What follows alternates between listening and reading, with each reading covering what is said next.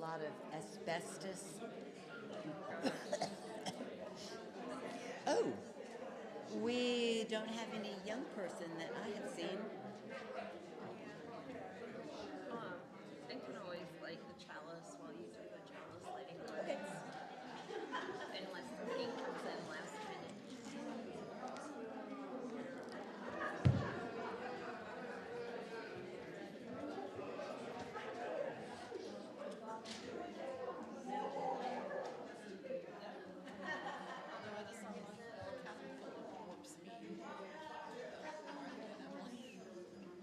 Oh my goodness. Look at Joe. Are you looking at Joe? Joe, yes. Oh my goodness.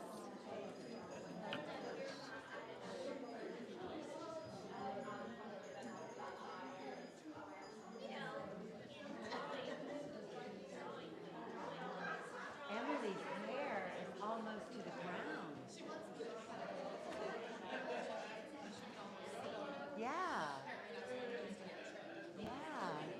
Do you think she would want to come and light the chalice?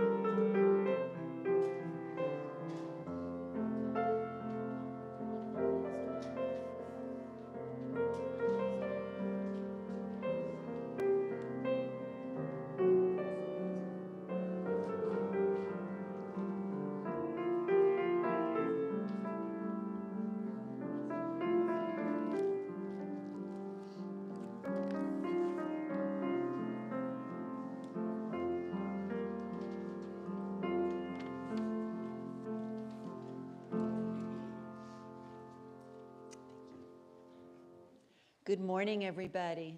Good morning. Can you tell the days are getting longer? A little bit? A little bit? My name is Kathy Crain. I am a board member here, going to my last board meeting today.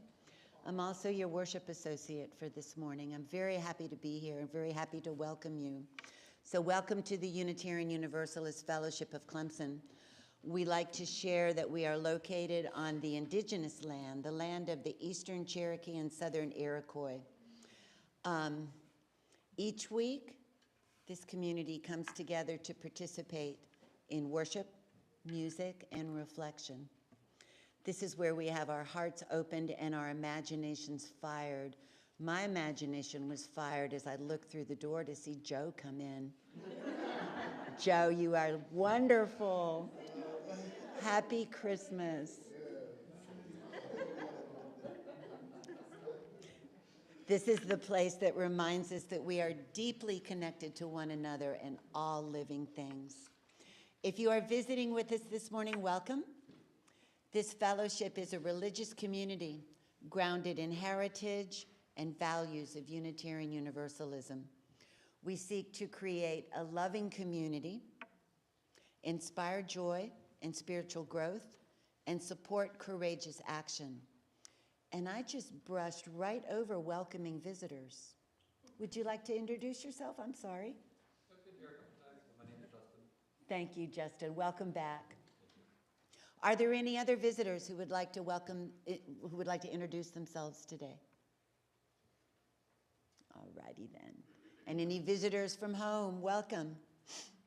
If you'd like more information about the fellowship or about Unitarian Universalism, please see information on our website, uufc.org. And I'll share that the Unitarian Universalism is just so broad. I was very fortunate to attend a solstice ceremony virtually that was hosted by the Unitarian Universalism community. What was it called? Cups, the Covenant of UU Pagans. No, it wasn't them.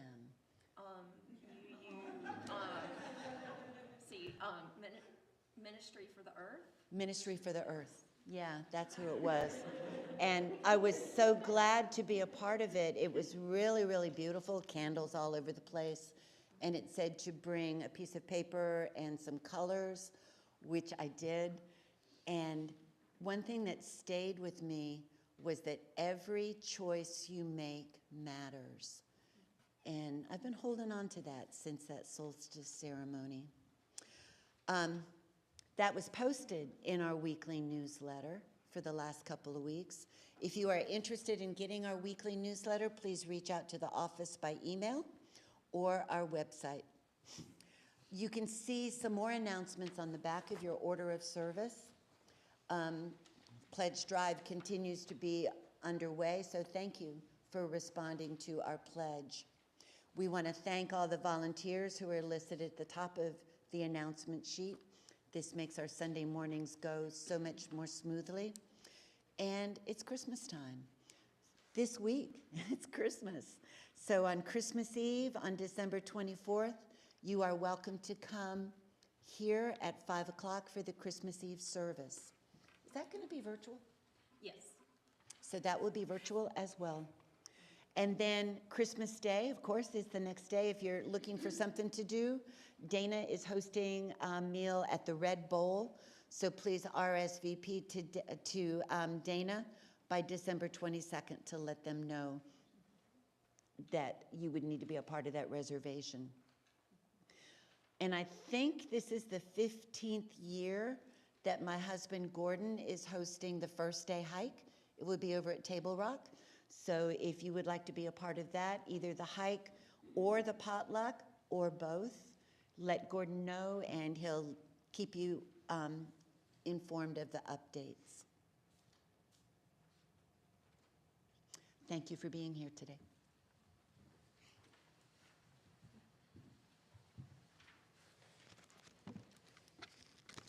Thank you, Kathy. I would like to also welcome you all. It is so great to see you both here in person, and a special hello to our folks that are attending virtually and in the social hall. I offer these opening words celebrating the darkness. Traditionally, Advent is a time of searching for light in the dark. The pagan tradition of Yule is a celebration of the return of the sun, but darkness is as important as light. The cold dark of winter is as important to life as the bright warmth of summer. Darkness is home to entire ecosystems, places where humans cannot survive. Darkness offers us a gift of rest, healing, and hope. It is in the darkness of sleep that our bodies are able to heal and rejuvenate. Darkness offers opportunities for beauty and love to live in our lives. Conception begins in the dark womb. A great prophet is born at night, and the vastness of the universe can only be seen on the darkest part of the night. So as this longest of nights this weekend, let us welcome the night. Let us give thanks for the life, the rest, the healing, the hope, the love, and the beauty that are offered only to us in the darkness. Come, beautiful souls, let us worship together as we embrace the darkness of this time of year together. And in the spirit of worship, I invite you to rise in body, mind, or spirit, wherever you are, to join in singing our opening hymn, number 55, The Dark of Winter.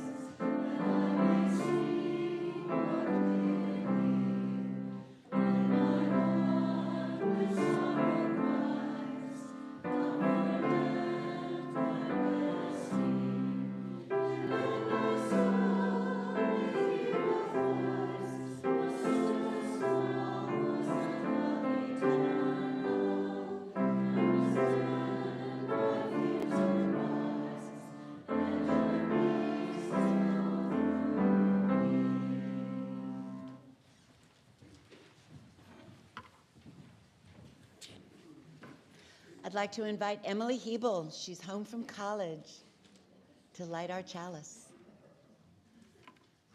Welcome, Catherine. Would you join us in reading the chalice lighting words and words of affirmation?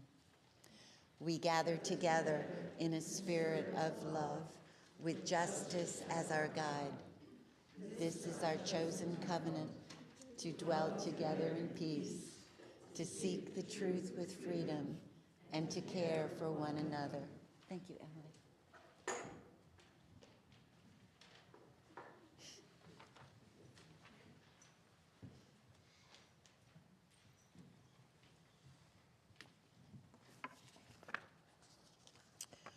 For many children, and indeed for some grown-ups, darkness is something that we can find forbidding or intimidating. But in keeping with our theme this morning's story invites us to look at darkness from a completely different perspective. So our story this morning is The Night is for Darkness, written by Jonathan Stutzman and illustrated by Joseph Kufla. The night is for darkness and bright golden beams. For discovering eyes are not what they seem. The night is for running barefoot and fast through sweet meadow flowers and tall dewy grass. The night is for hiding and searching and finding, for spooky tall forests, for paths long and winding. The night is for lightning. The night is for glowing. The night is for planning, for packing and going. The night is for darkness and all that it brings, the shadows and flickers and creatures with wings. The night is for foxes and wise-looking owls. The night is for ribbits and crickets and howls.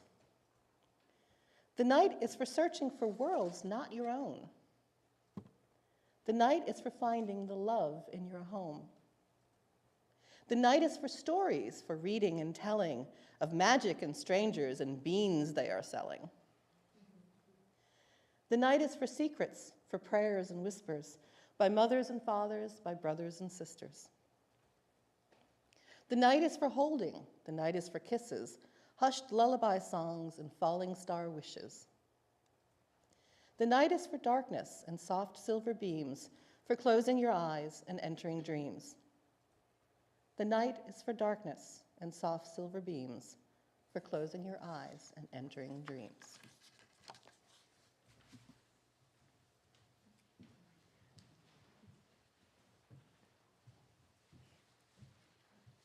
This is the time we set aside for the offering in order to give toward the financial vitality of this community. Also, 25% of the undesignated collection each week goes to an organization in the local community that we partner with. For the month of December, this organization is Habitat for Humanity. Each week, we also collect non-perishable food for Clemson Community Care's food bank. We'll do our best, since we have no children, to get that from you. Thank you.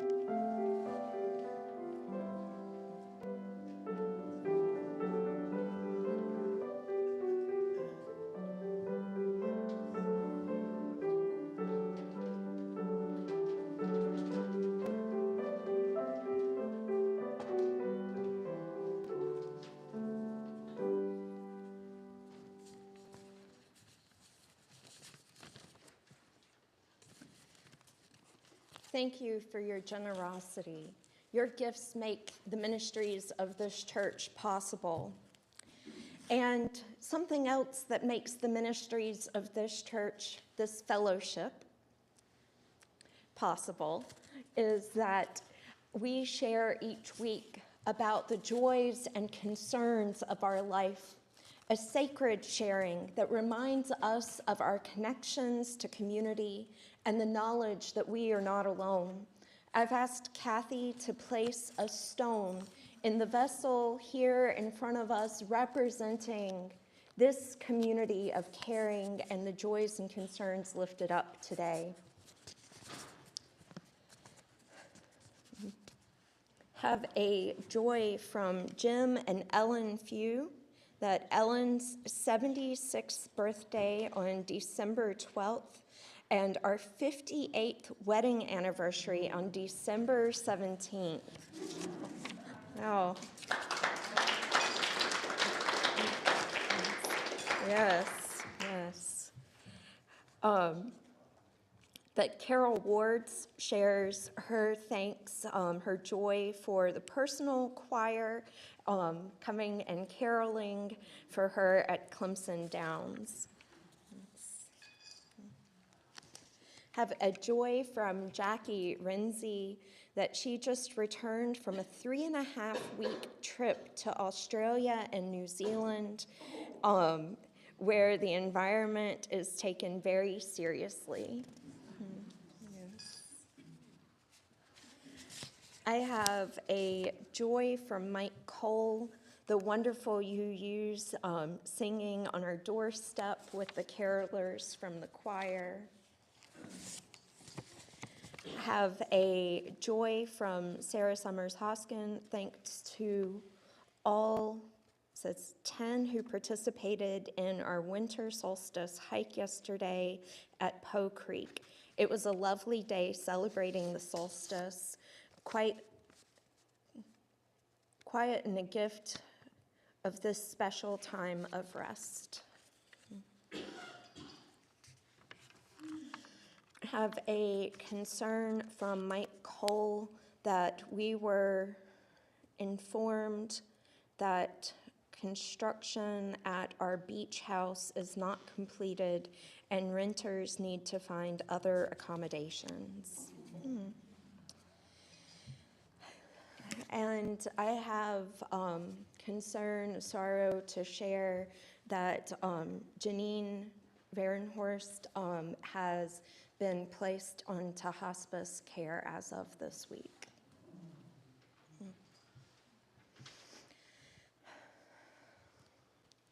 And for these and all of the other joys and concerns that we hold quiet and tender upon our hearts, we place one final stone.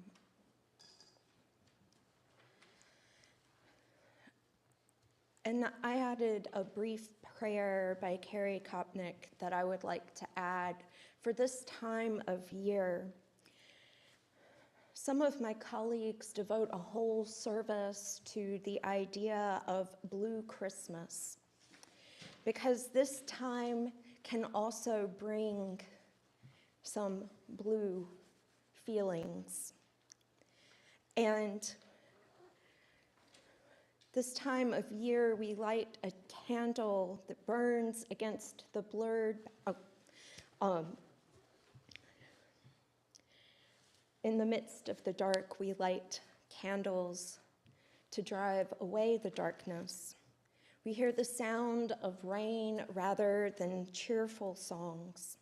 A quiet rocking chair, not the traditions of the season. The early sunset, not the dancing lights.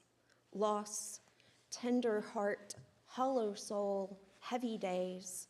Grief is welcome, a sacred part of mourning, of the bereft, of the weeping, amidst the celebrating. This too belongs. This too is holy. It binds us to our ancestors, to the earth, the stars, yet still, a steaming mug of tea warms the belly. The dog wags its tail when the cat purrs. There are laughter and tears, sometimes both. Beside the joy, this too belongs. Sharing human suffering is connection. Hearts like stones are held by all that is. Grief and light intertwined. This too belongs.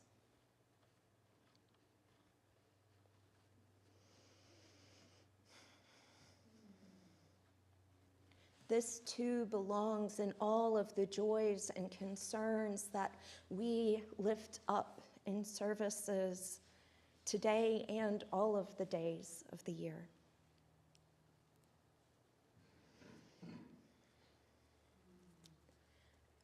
I don't think we have any children in the service with travels for holidays, so I think we can probably skip the singing the children out. So with that in mind, I'd like to move into a time of meditation on the 4 directions.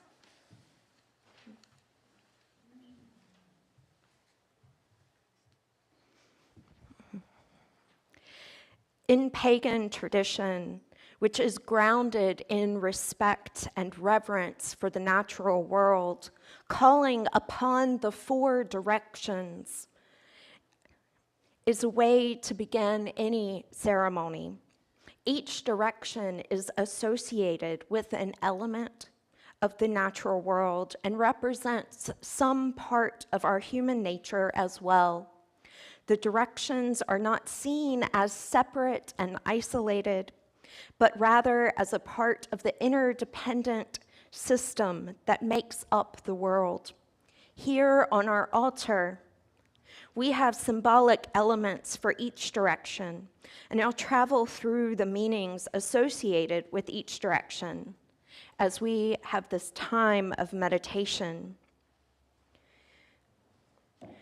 We begin with east, toward the rising sun, the elements of earth, of air, represented on this altar by feathers. Air and breath give us life. It is the direction of inspiration, a word that literally means to take in air. The east is associated with mind, with knowledge, learning, and intellectual curiosity. Imagine the birds turning and wheeling upon the air. Imagine the breeze blowing through your hair. Turning towards the east, we look for a fresh start, an invigorating breath, a new idea.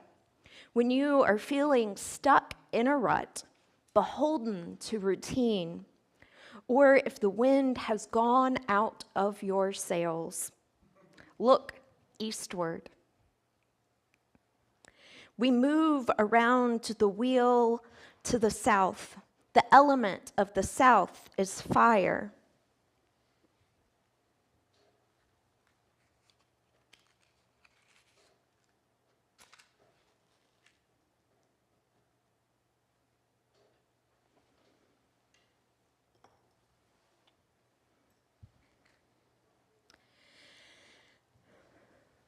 And in the southern places on our altar, the flame of a chalice burns bright. Fire is a transformative force. It is heat and light and powerful change. In the northern hemisphere, it makes sense that we associate south towards the equator with the warmth of the sun and the heat of the fire. We see birds move south, butterflies move south, whales move south, seeking warmer places when it gets cold. When our internal weather gets cold, turning south is a metaphor for turning towards warmth and daylight, seeking out changes that will warm us up, to get our blood moving, call us out of our winter's hibernation and into action. Continuing the circle around, we arrive in the west, the element of water. And here on our altar, we have some water collected from our ingathering services each September. We add this to this water every year, symbolizing the way we come together in our community as individual drops that join into a mighty river. In the west, we are drawn into the experiences of our emotions in the direction that calls us to self-reflection and self-understanding. Our emotions move in us like water, flowing through our lives, sometimes calm and sometimes turbulent, but always flowing. When the dam of our feelings, just like when we dam up the river, the pressure builds until it finds an outlet. If you are seeking to get in touch with your inner life, with your emotions, turn toward the west. As we move now to the north, the element of earth represented here by some of the dirt from our very own memorial garden. There is stability here, the ground of our being. The north represents the place that holds us, that allows us time and space to heal and to grow, to feel nurtured and also respected.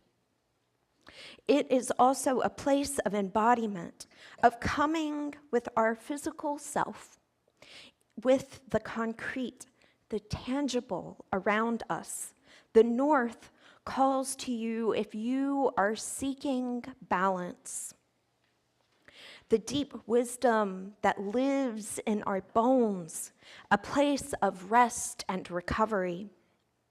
And we have moved through these 4 directions now, giving them shape and meaning. East of air and inspiration and breath. South of fire, transformation and action. West, water, feeling and reflection. Earth, north, balance and wisdom.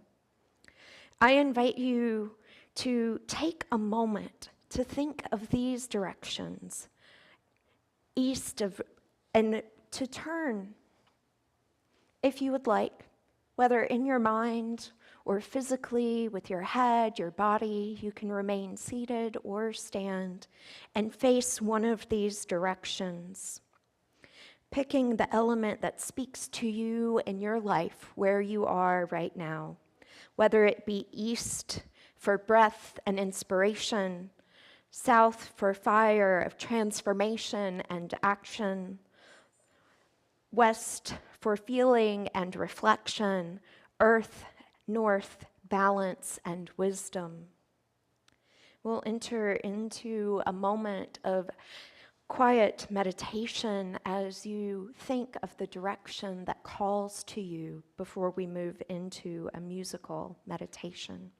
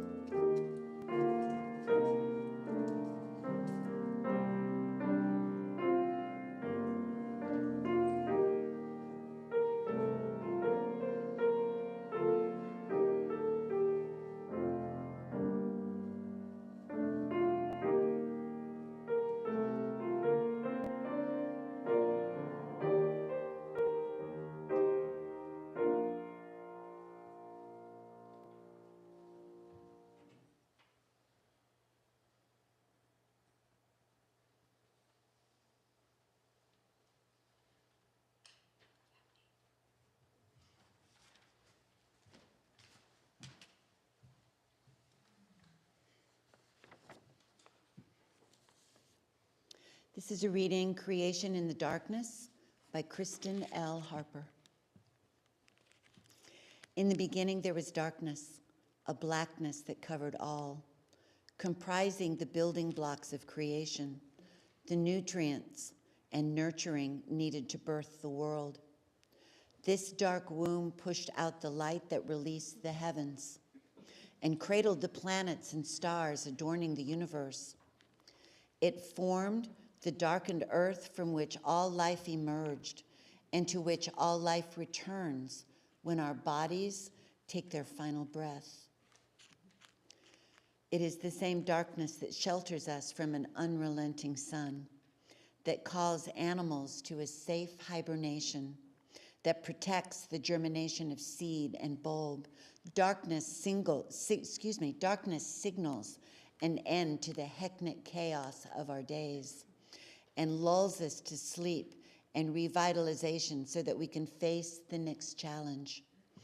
There is peace in darkness and mystery and the unknown, and if we can rest in its grace, cease fighting to control it, we just might see in it the face of God.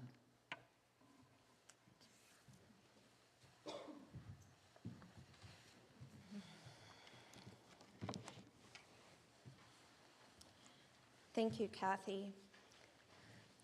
I'm going to try something a little bit different, and hopefully we won't get feedback. We tested this earlier. So you might have noticed I have a little lavalier mic, or over-the-ear mic now, so I can maybe move around a little bit more.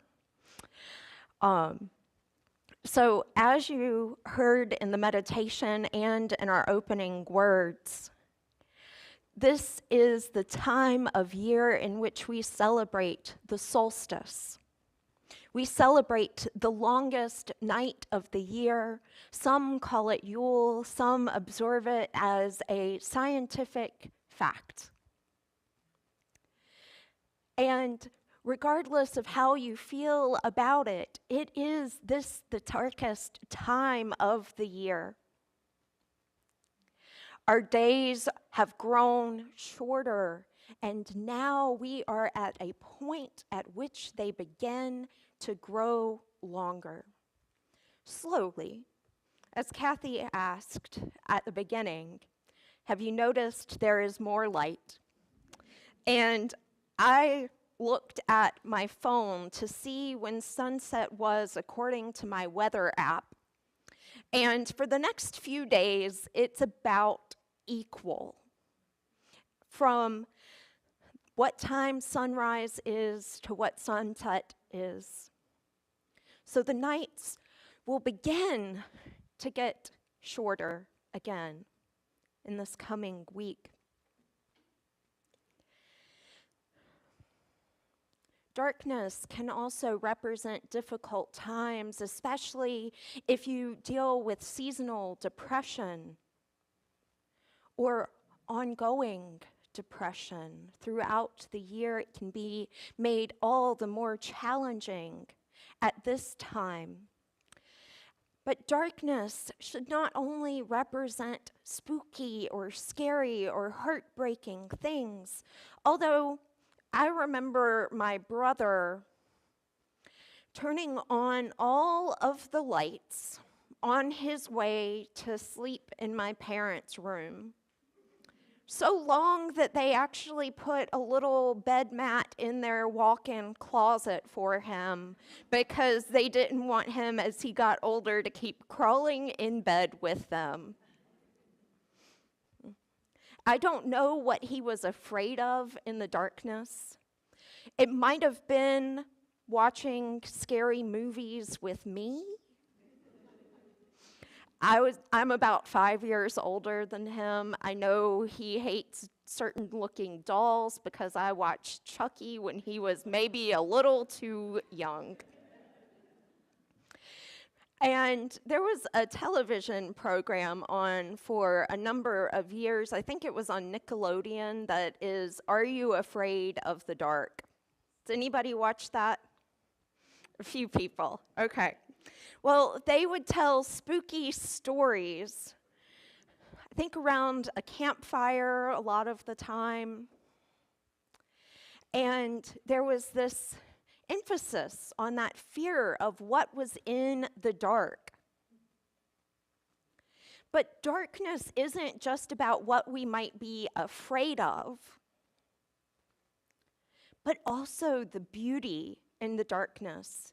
And I want to think about how we consider the dark and darkness, what we've been taught over the years, what we have experienced.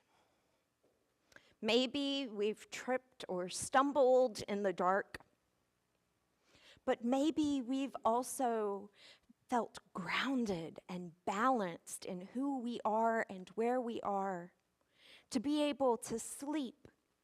I invite you to take a moment, if you feel comfortable doing so, and close your eyes. What do you see? There might be a lightness to it, but there's also a darkness. It is this darkness that we need to sleep, to rest, to be rejuvenated. If you're recovering from a surgery, you might find that rest is so needed to heal. In the darkness, we often sleep with the lights turned out or the shades drawn so that we can rest more fully. But I also want you to consider what the night sky would look like without the darkness. Could you see the stars? Could you see the moon as clearly? Because I can see the moon when it rises during daylight, for sure. But it is not as brilliant as it is in the night sky. And has anybody here ever seen the northern lights? A few folks. Sometimes they dip further south, but most of it has to be seen further north. But the northern lights are beautiful because they dance against the black sky, the darkness. And so there is beauty that we can only see in the darkness. There are flowers that only bloom at night.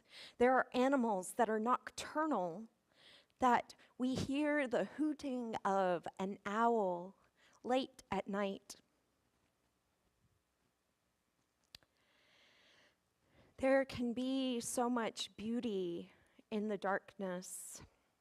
And you might be aware that sometimes darkness has been used in less positive ways, equating darkness to evil or blackness or dirtiness. While light is often equated with purity, purity culture can be not so great. The idea of light and whiteness have also been equated with one another throughout history.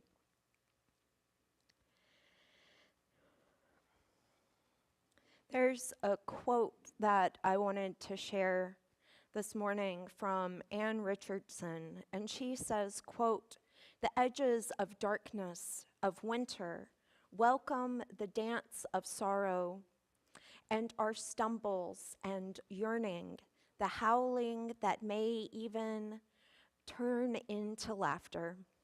It is all welcome, and it can be done in community. See the ancients build fires that gather around during the dark and cold times. Knew that we did not need to grieve alone."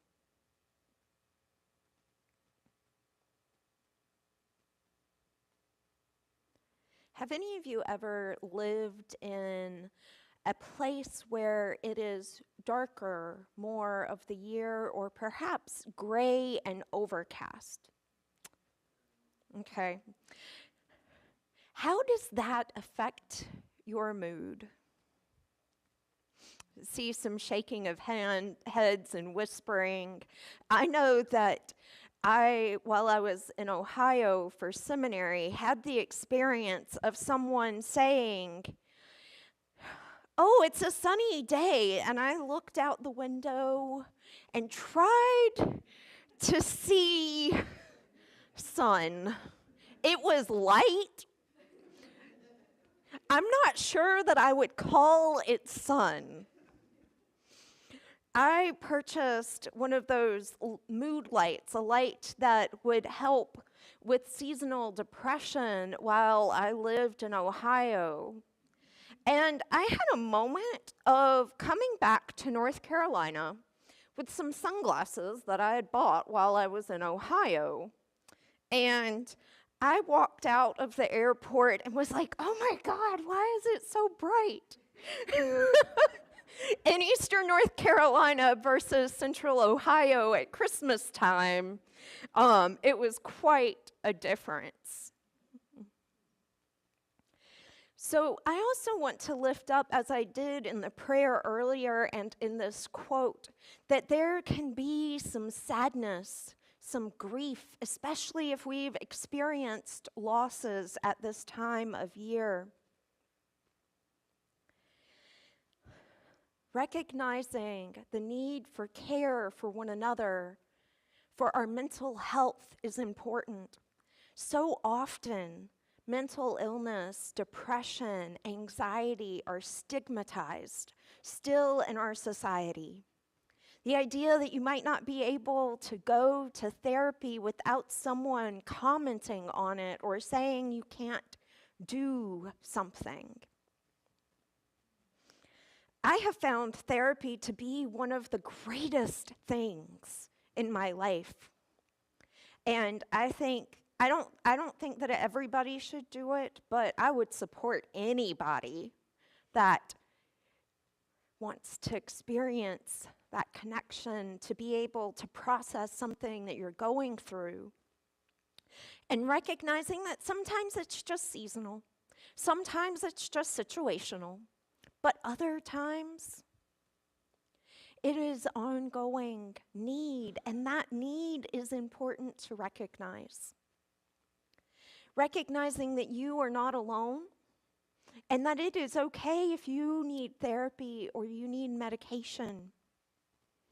And I don't want to talk only about that, because if some of y'all were here when I did my candidating week, I had a whole service around mental health awareness. And I will probably have something like that again in the future. But I just want to lift it up as something that people may struggle with at this time of year. A sense of melancholy alongside the joys and celebrations. Both of those things can coexist. We can be happy to see someone, but still feel a little bit sad if we're missing someone else.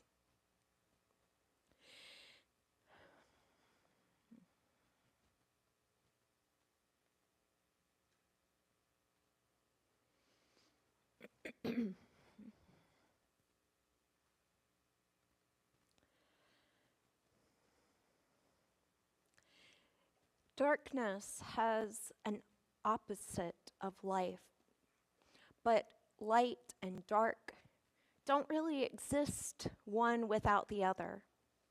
It is the beauty of the both and.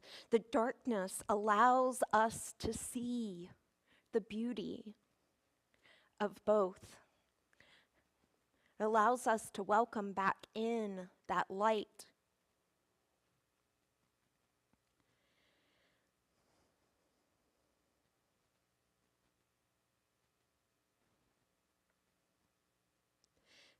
And as I mentioned earlier, sometimes the darkness can have negative connotations. And so there's a quote that I would like to read from the book entitled The Darkness Divine, A Loving Challenge to My Faith by Kristen L. Harper. And it is her book that the poem Kathy read earlier came from, talking about darkness in ways that it can be part of our theology, part of our understanding of the world around us. And she says, quote, "As a humanist, I believe that which we call God and the energetic force of love and creation is within us and around us, connecting, empowering us as we move toward one another and through the world.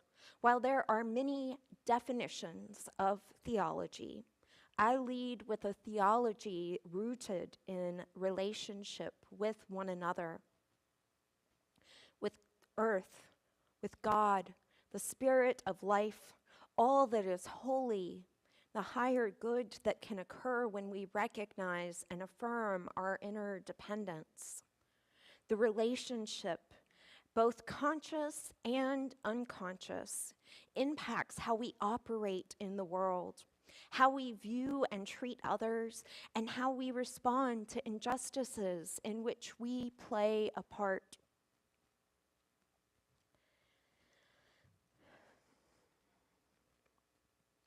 I invite us to set aside the sometimes harmful stereotypes or the fear that can be associated with the darkness and recognize the beauty therein, to observe the both and rather than the either or.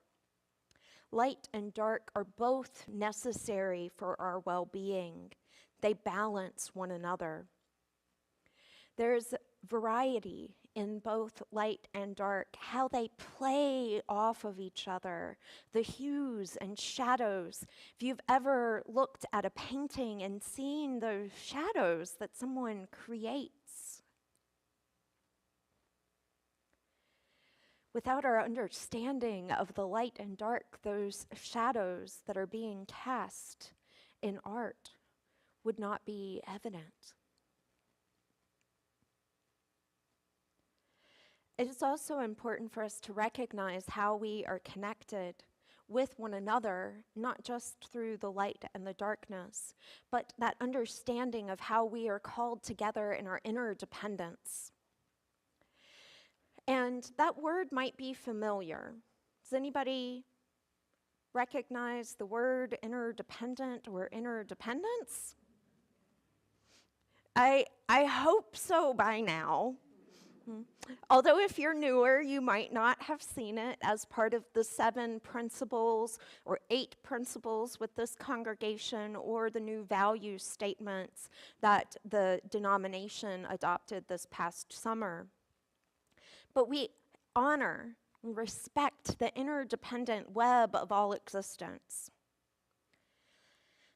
with reverence for the great web of life. And with humility, we acknowledge our place within it. And the interdependent web of which we are a part does not mean that we are apart from, separated from, but that we are a part of. Our connections that are being recognized in that language.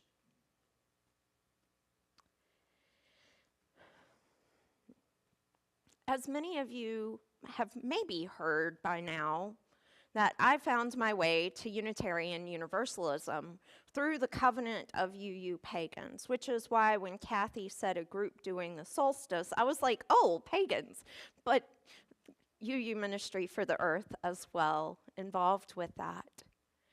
But it was the 7th principle. It was this idea of interdependence, this connection to the natural world, but also to one another that attracted me and kept me coming back.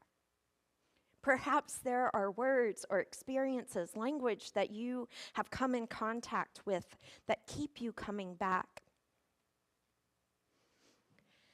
And as I come to the close, thinking about our connection to the solstice and interdependence, I have a final quote that I would like to share with you from Sharon Blackie on the solstice and the presence of hope. I celebrate the winter solstice more than I recognize Christmas or New Year, because the fact that it is grounded in a physical reality, the shortest day, that still point around which the world turns matters to me. There's a real shift happening at this time to the beautiful planet that shelters and homes us. And at that point, when we hold our collective breath here in the Northern Hemisphere and begin to finally believe in the slow turn of the light, this for me is the moment to mark.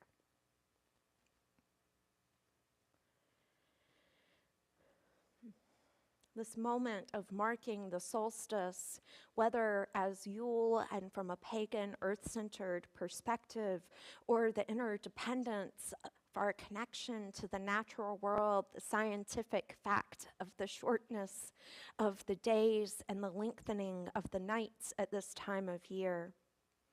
I invite you to consider how we think of the darkness as we move forward, especially tonight, And in this weekend, as we have experienced the solstice, let yourself be, just be present. To take a moment to stop, to observe the darkness around you, whether it is through your closed eyes or in the night sky. Find the beauty and connect to it in new ways. The darkness need not be all-consuming or negative. Let it be a space for rest and reflection. May you find something that you need and be enriched by it. May it be so. May we make it so. And blessed be.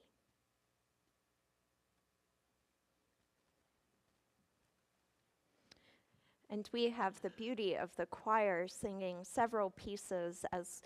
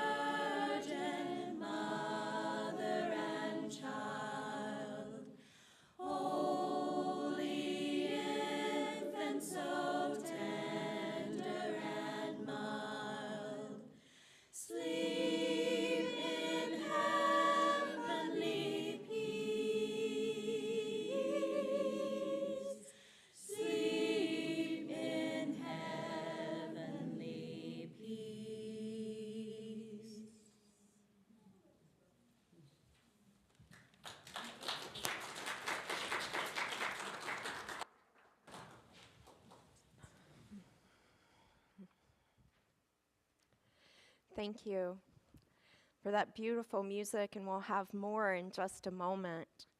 But as we extinguish our chalice this morning, I would like to offer these words by Kevin Hogue. When the candle dims, the wax is almost spent. The light still turns amber in the sunset. Still, it provides light. Still, it provides heat. Still, it can kindle a new flame and pass its glow on and contribute illumination when the sunset turns to new days, when the seasons transform all, when the candle dims, all is not lost.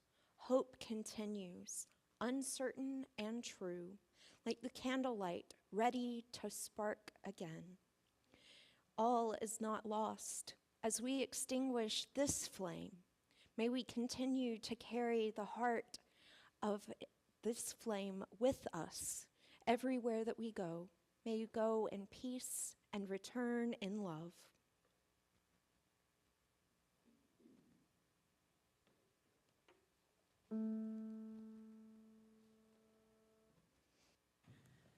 Mother beneath each one, high above us, brother sun, and to guide grandmother moon, by whose light we read this rune and offer up harmonious tune.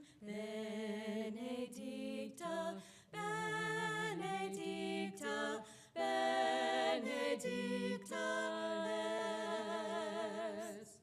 Heights of heaven, hear Heights my of heaven, voice. hear my voice. Joyfully I make my choice. She who rises bright as dawn, wears the pale moon's silverhood, shall bear the blessing of this song.